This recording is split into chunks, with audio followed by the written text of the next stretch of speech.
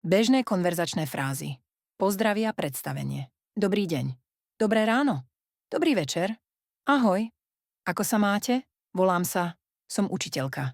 Toto je môj syn. Toto je moja dcéra. Teší ma. Dovidenia. O štúdiu dieťaťa. Potrebujem sa s vami porozprávať. Váš syn, dcéra, sa správa dobre.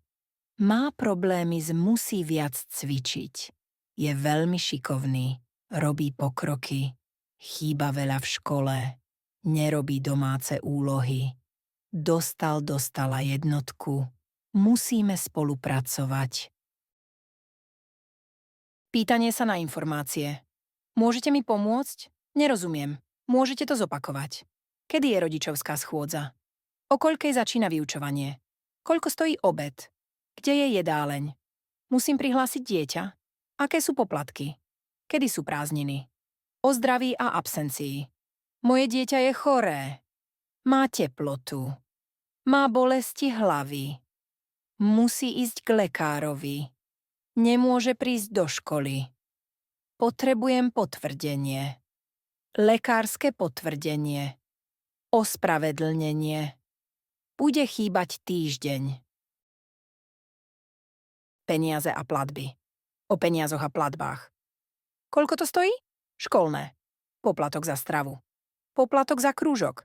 Mesačný poplatok. Zaplatím v hotovosti. Môžem platiť kartou? Faktúra. Potvrdenie o platbe. Školné sa väčšinou platí mesačne. Poplatok za stravu? Týždenne alebo mesačne? Uchovajte si potvrdenie o platbe.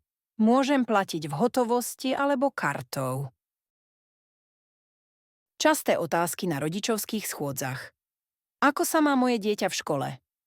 Aké známky má môj syn, dcéra? V čom má problémy? Čo môžem urobiť doma, aby som pomohla? Kedy sú písomky? Potrebuje doučovanie? Správa sa dobre s ostatnými deťmi? Má dostatok času na jedlo? Môže cvičiť v telocvični? Kedy sú prázdniny? Čo potrebuje moje dieťa do školy? Ako môžem kontaktovať učiteľa? Sú nejaké školské akcie alebo výlety? Môže moje dieťa navštevovať krúžky? Kedy dostaneme vysvedčenie?